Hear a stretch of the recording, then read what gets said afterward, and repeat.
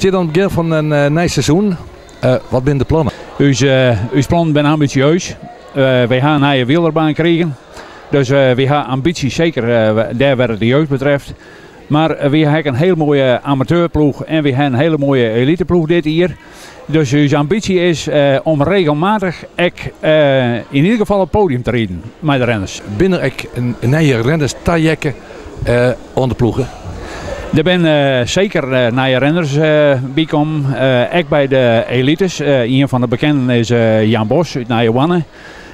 Ja, daar ben we tegen geweest mee dat hij voor u gekozen heeft. Wat echt heel mooi is dat er een 15-tal nieuwe amateurs bijkomen binnen. En ja, de amateurs, daar mag je van hè, want die kennen het volgende stapje dan een meisje naar de elite staan. Hoe gaat het bij het tal nieuwe jeugdleden? We hebben ongeveer een 10-tal nieuwe jeugdleden erbij gekregen.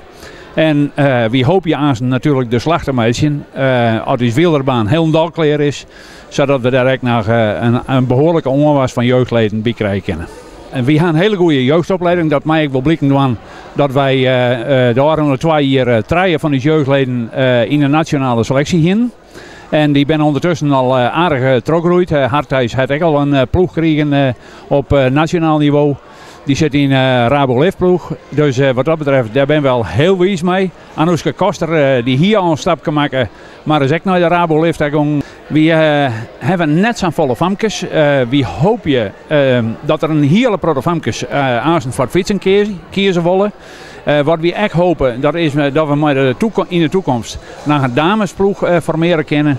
Dat wonen we eigenlijk dit jaar al opstarten, maar helaas is dat met leren. Maar we hadden er alle vertrouwen in dat in de toekomst dat we echt nog een damesploeg op het been brengen kunnen.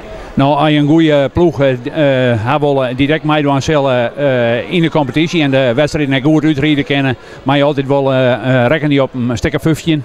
Vooral die het aardig tempo rijden kennen en een gedegen voorbereiding mee willen.